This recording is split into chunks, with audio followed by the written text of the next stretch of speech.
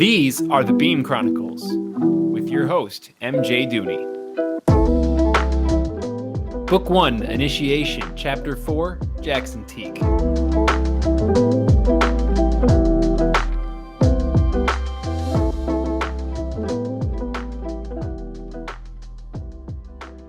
JT, I'm going to tape your hands to the top of your head if you don't stop using them.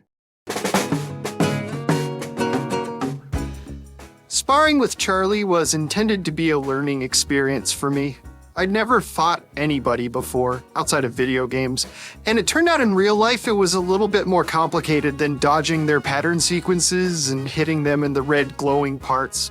There was a lot to concentrate on in real combat, and I was still struggling with my telegraphing problem, much to the chagrin of my teacher. But calling Charlie a teacher was using that word in its most liberal sense. Our skirmishes were most aptly described as thus: me flying around the arena flinging stuff at her while she lazily and easily grouped away from every one of my attacks, and also made fun of me. A lot. It reminded me of middle school gym class. There was this one kid who was super good at basketball, so good whatever team he was on would automatically win by like 30. Our gym teacher wanted to make it more fun for everyone else, so only allowed him to use his left hand. But even after applying this handicap, he was still blatantly more talented than the rest of the class and smoked everyone who tried to cover him, regardless. I never understood why he was just so patently better than me at stuff, but I tried to look at it as a learning experience. I'd watch him, try to mimic his moves. I even asked him for tips once, but I never got any better. I guess I just lacked the athleticism to do what he did. Watching him beat me didn't teach me how to play basketball. It was the same thing with Charlie. She'd do showboaty things like group into handstands or intentionally group slowly. Sometimes she would put on music and dance while I tried and failed to hit her. And don't get me wrong, watching her do what she did as effortlessly and blazingly quickly as she did it was incredibly impressive. But it didn't really do much in the teach me how to fight department. I mean, the only actual lessons she had ever offered me so far were insisting I keep my hands down and then... Bang! Every time I lost track of her, I knew I could anticipate that word. I spun around when I heard it, and there she was, hanging off a standing pipe with Guillermo aimed right at the back of my head. I tried to grab a weighted sack off the ground and whip it at her, but by the time I remembered not to use my hands and got it up to where she was on the other side of the room, whistling for my attention and waving a four-fingered hand at me. Something about her came alive when she was fighting. Even these stupid, easy, just for practice fights, she'd be grinning ear to ear or have her tongue hanging out, half the time audibly laughing as she danced away from projectile after projectile, narrowly, at least from my perspective, avoiding each one. Her generally snarky demeanor was a stark contrast to how she acted while we fought. At first, I thought she was just making fun of me, but I asked some people who had seen her in real action before, Phil and Murphy, the select few equalizers who occasionally talked to me. All of them confirmed it. Apparently, it was just how she got, and it wasn't just me. I had yet to check it for myself, though. 2 months here at Beam, and the most action I'd seen was crushing samples in Phil's lab and feebly trying to strike Charlie with anything while we sparred. Oh, and then one time, a team of equalizers came back from a bust and had confiscated some massive piece of equipment, a doomsday device or whatever, and I used my Teaque interaction to help transport it to research and technology. I think it made me seem useful and important only for about an hour, though. I was trying to avoid these feelings of inadequacy, but if there's one thing these skirmishes had taught me, it was how justified those feelings were. I was still parsecs away from a competent fighter, but then, good? Secretly, I hoped Charlie noticed that much because I was still not eager to get into the whole equalizing thing. I had concocted a plan in the last month or so to prevent me from doing just that. My logic was, if it was obvious how crappy of an equalizer I would be, Prophit would refocus my talents to something I was better at. As for what, well, it didn't matter anything else. My initial idea, in a perfect world, was a new department entirely. One devoted to using my abilities to help people in need, save people in trouble, stuff like that. Everyone kept telling me I was supposed to change the culture around here. Maybe adding a bit of charity to the formula was the type of cultural change I was destined to enact. But when I approached Howie with the idea, he dismissively brushed me aside like a pestering gnat. Beam is not liable for all your actions. He distractedly explained. I won't and can't allow you to chance hurting someone in the process of trying to rescue them. Okay, sure, but doesn't that same risk exist if I'm doing an equalizing mission? I attempted to illuminate. He quickly jumped to some other argument, started actually walking away from me. And what will you do when the media comes after us for encroaching into the jurisdiction of the police department? Or once you've set this precedent that we can't uphold to save everyone in need, what happens then? I continued my protest, but people will realize we're trying to do good. They're not that dumb, Howie. Don't you have something that you're supposed to be doing? It was then I detected my first twinge of Prophit's famous ire, but Charlie grouped in incredibly suddenly. JT, I was just looking for you. She announced, literally dragging me in the opposite direction of Howie's walking. We're supposed to be, elsewhere, remember? Yeah, I told you yesterday we really gotta go elsewhere today. Come on. It was a deeply fake-sounding excuse. Prophit didn't seem to care, though. Once we got away from Howie, she slapped me upside the head a few times. The fuck is wrong with you? Why would you even talk to Prophit about something like that? Sorry, I thought maybe he might like... Come on, you got all your little ideas and shit. This is where you go. We marched to Murphy's office without a single word. There. Talk to Murphy, not Howie. Goodbye. Charlie had yet to steer me wrong, so I talked to Murphy. And he was no more receptive to my idea of a superhuman rescue department than Howie, but at least he showed remorse and understanding toward it. He made some valid points. Teaque, you gotta realize the politics. Ava itself is towing the line of hypocrisy, so letting our agents do the specific thing Beam is setting up to quash, probably not gonna be well received. Yeah, that makes sense, somewhat. I think he registered immediately that I was grappling with some demons, maybe even recognized them. He went under his desk and pulled out a few glass bottles of root beer, slammed them against the surface to loosen both the caps in one blow, like he'd done that a million times, then reached one to me. I took a sip out of politeness. It wasn't my favorite thing to drink, but it was damn good root beer. Perfect temperature. If I thought about it too much, it might have dawned on me that this really good root beer was the kindest thing anyone, aside from maybe Charlie, had given me since I got to Beam. Murphy chuckled as I took a long drink. You know, back in the founding days, back when it was still small and growing, just me leading the old guard, all the veteran equalizers who are celebrities now. You know any, by the way? Any of the vets? Yeah, I used to read about them when I was a kid, I smirked. Lane Rector, Cal Sparks, you obviously. I mean, I know you now, but I knew you before I got to Beam. Damn right, I'm the best. He nodded, certainly. Or hell, probably just used to be. And hey, next time they're in, I'll introduce you to Laney and Cal. They're good folks. Murphy's kindness was distinct from Howie's paper-thin veneer of it. Or even Charlie, who was always awesome to me, if a little mean now and then, but obviously exerted some deeply concentrated effort to stay friendly, which I hadn't really figured out why. Murphy wasn't trying to fake anything, though. He just wanted to give me a root beer. He wanted to introduce me to his celebrity friends, and he wanted to hear me out. Anyway, back then we used to save the civilians, right? First and foremost. Bust was secondary. But that caused issues too. Hostage situations were basically an automatic thing. Anomalies would just shove a random bystander into danger, just to create a diversion so they could escape being taken in. Over time, equalizer teams expanded, I started delegating, Beam became the largest dog in the fight, and this strategy got so common, we failed more busts than we succeeded on. Lots of the people we were trying to protect first and foremost ended up hurt anyway, and we were losing the anoms in the process. You see what I mean? I do, yeah. I grumbled at what seemed to be a perfectly valid takedown of my fledgling agenda. So yeah, it was a big problem. But these sorts of things were quickly halted by a bureau-wide policy changeover. Primary target is always the anomaly in question, even if that means ignoring the bystanders completely. Tough shit to follow through on, let me tell you, especially when we first implemented it. But it was ultimately a good change, in the sense that anomalies realized they couldn't fuck around with us. Fewer people got hurt when we go that way, but there's your history lesson. That's why BIM became this ruthless, efficient, mission-first organization that everyone knows it as now. And why being an equalizer is all the more challenging for a guy like me, I muttered, sort of in spite of myself, glaring into the vacant bottom of a root beer bottle.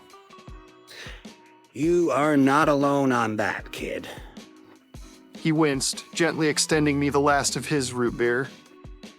It was a disheartening result, but I was still glad I had the discussion with Murphy. How we talked about things like a politician would, fancying up the gory details and denying the filth. Meanwhile, Murphy talked about things like a soldier describing war, recognizing it as a necessary evil. Borderline necessary, anyway.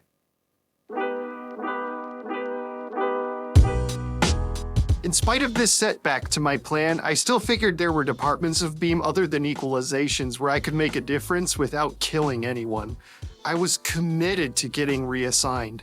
All I had to do to make it happen was demonstrate how bad I was at fighting. This wasn't a challenge. I was bad at fighting. And Charlie showcases for me every day for 2 hours during skirmishes, but just in case, there was no reason to apply myself. All I had to do to get them to place me in a different department was laze about, not show any effort in improving, let my mind drift off during skirmishes. Oh shoot, lost her again. I landed to get my bearings, scanning the room for the disappearing girl in a trench coat. Bang! Gah! She grouped inches away from my face and pushed the barrel of Guillermo into my forehead as she shouted.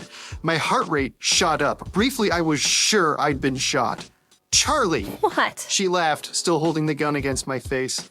Hasn't anyone ever told you you're not supposed to aim guns at people? I asked angrily. No, that's the stupidest thing I've ever heard. How am I supposed to shoot someone if I can't aim my gun at them? And before she could see me scoff at her intentionally obtuse retort, she grouped up into the rafters. Still kind of mad, I started flinging my arms as forcefully as I could to whip weights into the ceiling at her. It was cathartic on two fronts. Using my hands let me actually control things to the point where I swear I almost hit her a few times, and I knew it would bother her that I was doing it almost as much as it bothered me when she stuck a gun in my face. With each weight I tossed, I'd subsequently miss my target by a fraction of a second. I suspected she did this thing where she'd intentionally linger until the last possible instant so that if I blinked at the wrong time, I'd think that I hit her and then get twice as frustrated when I spotted her regrouping elsewhere unfazed. I clasped my hands together and started grunting with each underhanded swing and miss. 7 misses later, the grunts had crescendoed into full-on bellows, and then, as so frequently happened in these bouts, she disappeared. Hey, JT! I heard from above me. Without even looking, I brought both arms above my head and flung them into the ground, yanking a big chunk of the ceiling out and slamming it down in front of me, roaring like an idiot. Unsurprisingly, I had again failed to knock Charlie from her perch. Stop using your hands, dummy. With each word, she grouped to a different place in a circle around my body, knocking on top of my head each time. When she finished her sentence, she grouped once more an arm's length in front of me, and again I was staring down Guillermo's barrel. Bang, bang, bang, bang, bang, bang, bang, bang, bang, bang, bang, bang, Charlie! bang. I physically pushed the gun, knocking it out of her hands, but she grouped it right back. Seriously, stop pointing your damn gun at me! Can't, JT? Gotta do it. Why? It's demonstrative. And what the hell are you demonstrating exactly? Every time I say bang, you're dead. Like if we weren't just practicing. So why would you say bang without your gun? Because come on, that's not fun. Gotta be a little scary. Oh, it's scary, all right. I doubled over and grabbed my knees, trying to catch my breath.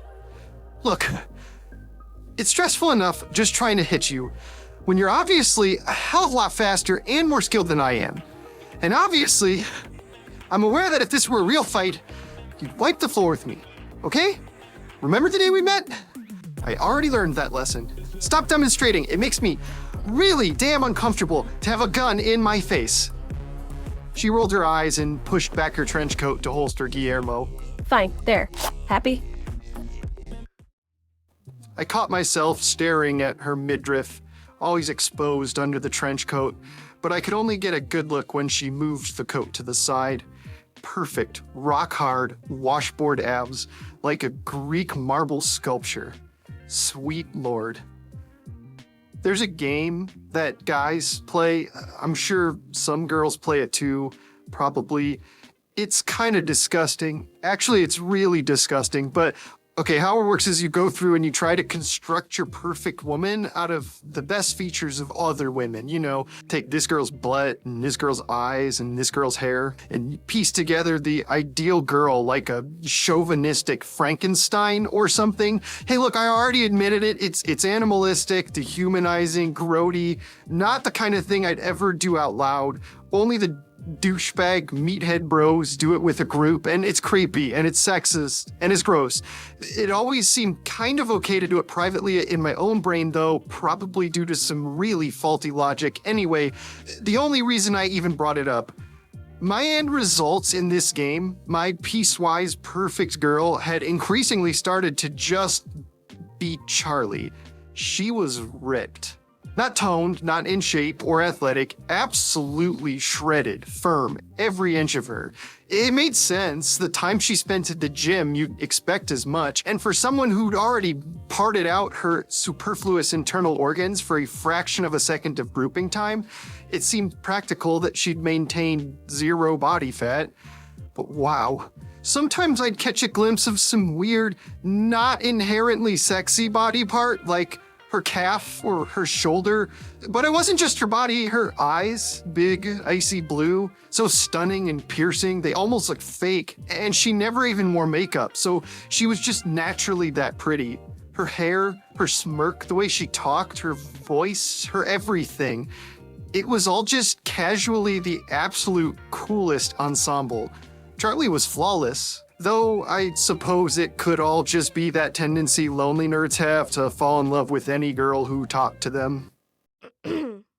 She cleared her throat, probably caught me checking her out like a pervert, mentally dissecting her hotness like she was a piece of meat, and I blushed, stammering through my response. Sorry, that's better. I straightened up, but grabbed my hips, still a little winded. Thanks, Charlie. Uh-huh. She sounded perturbed. All her combat jubilance had faded in the last 2 seconds. I had to assume because of my creepiness, which made me feel like a grody little worm.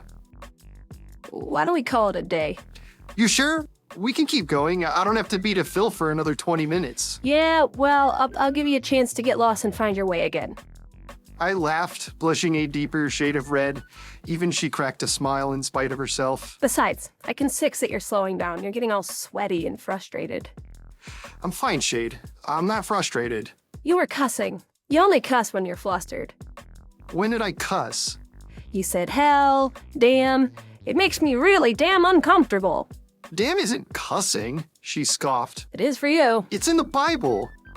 Look, man, you're a little gassed, you know? I don't want you to get hurt, and then you gotta sit out or whatever. We're almost done anyway. Let's not push our luck, okay? Call your mom or something.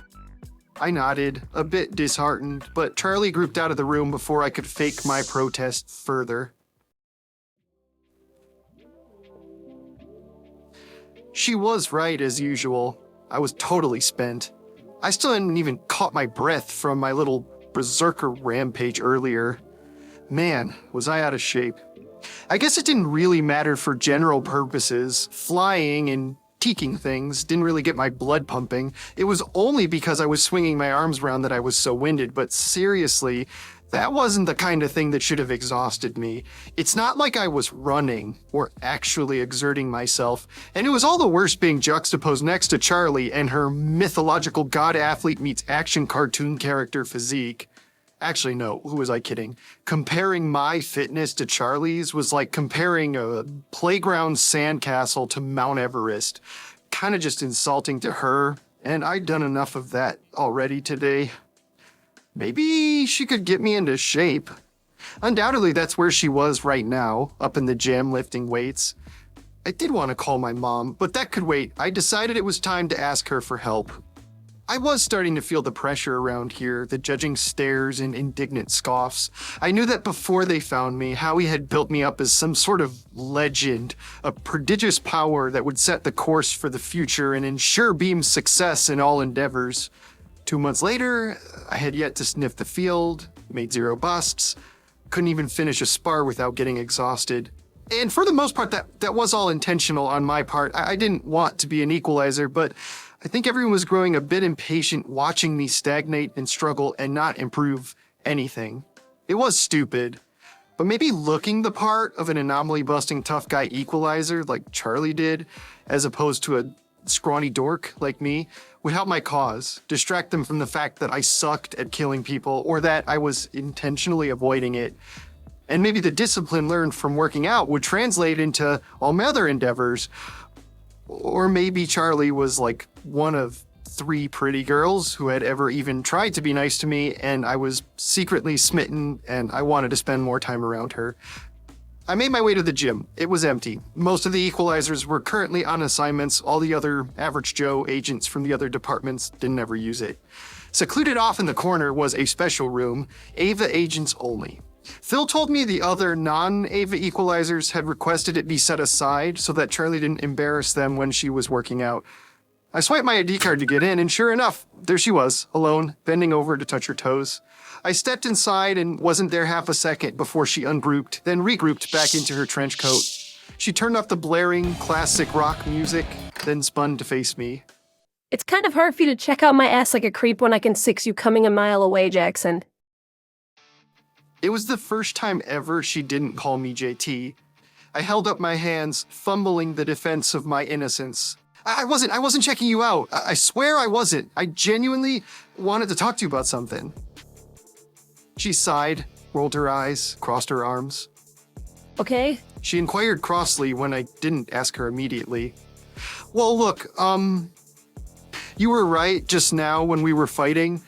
I was tired. Like, really tired. I know, I can six your heart rate. Right. And the thing is, that's pathetic, you know? She smirked.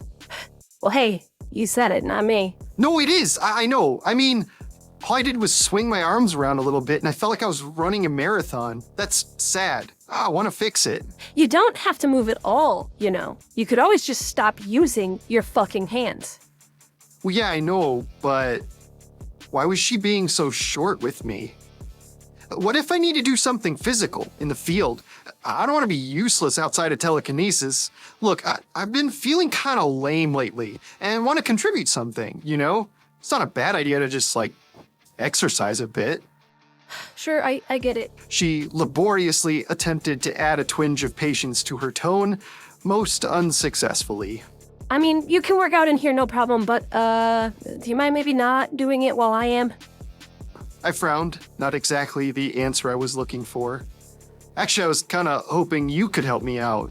Like, keep me on track, tell me what to do. Not like my personal trainer or whatever, just a workout buddy maybe, you know? She impatiently checked the clock and sighed. Yeah, sure. I guess I could give you some tips or whatever. You're gonna be adding bulk at first, so just make sure you're eating enough calories. That's the biggest thing. Emphasis on protein. You know what? I'll just email you a few blogs to read, and they'll get you going in the right direction. Forget it, all right? Never mind. Thanks anyway. Okay? She called to my back as I started to retreat. What the hell is your problem? I spun back toward her. I wanted your help. I don't need your weightlifting cliches and deflection blogs. I can do all that on my own. If you didn't want to help me, could have just said no. I thought I was helping you. Why exactly are you being such a little bitch all of a sudden? That's not easy to do, Charlie. Admit a weakness like that, reach out, be vulnerable, ask somebody for help. It's really tough, especially when it's someone I barely even know, and I'm really trying to fit in around here.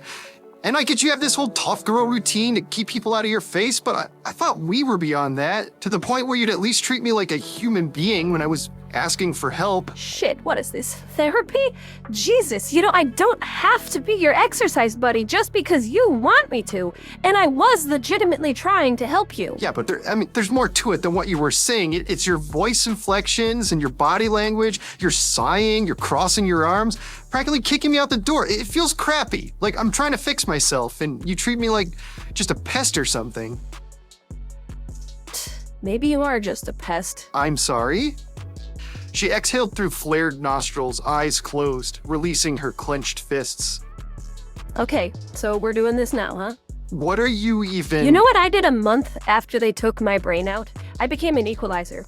I had extensive experimental head surgery removing my brain from my body, and a month later, I busted a guy who was using domesticated alligators to rob a bank. 15-foot alligators, I killed 7 of them before I handed the guy to the dungeons. That was a month after I had my brain physically taken from my skull. I had only been pooping for a month. Wow, I sneered. Aren't you just the greatest? Apparently I am, because you've been here twice that long and can't even put your motherfucking hands down. Hey, I'm trying my best. Even if I could have gathered up a fragment of conviction, which I did not, I knew she would have seen right through it. No, you're not. That's the whole issue with you, isn't it? You think you're getting away with this, but you know what sucks about having a precognitive boss, Jaxon? He can tell when you're full of shit, and you are overflowing. Prophit's forecasts of you are like ridiculously detailed, even compared to how they usually are. He has seen you at your best. He's described it to the whole damn building. What you are right now, it's not close. And honestly, if you think you can just keep flying under the radar and hiding behind me and not living up to your potential until people forget about you? You obviously don't know the first damn thing about Howard Prophit. Well, maybe because what Howie's seen is what I'll develop into. I'm not there yet. I'm still figuring stuff out. Shit. Maybe you're just a bad teacher, huh? I just need a little patience. Patience? Are you telling me that I haven't been patient with you? Are you seriously suggesting that right now? Ask anyone, Jaxon.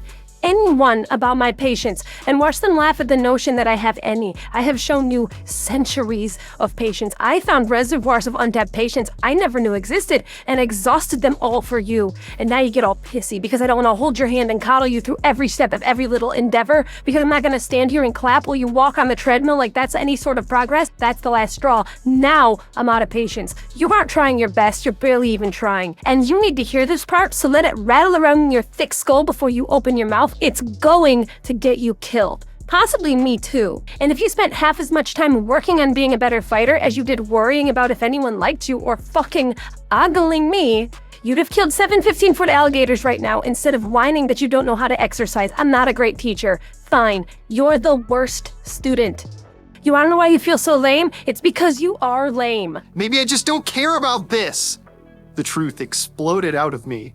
Maybe I don't buy into the rhetoric of this place. Maybe I thought by now I'd be drinking the Kool-Aid, and I'm not. I don't get why you are. Maybe I don't actually want to be better at killing people. Hey, there it is. First honesty has come out of your mouth today, and shit, if that's the case, can you let me know so that I can kill you and get on with it then? It was pointless to stay here and bicker.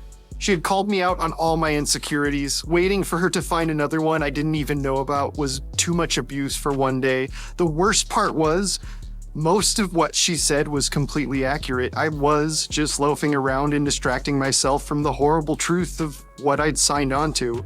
She cut me to my core, only she'd done it in this nastiest, bluntest way possible. I'd finally seen her true colors. Any crush I was harboring for her had been annihilated. As I walked out, I heard her call after me. Yeah, good. Go call your mom and tell her how mean everybody is at Murder Incorporated, as if that's such a surprise, you fucking dumbass.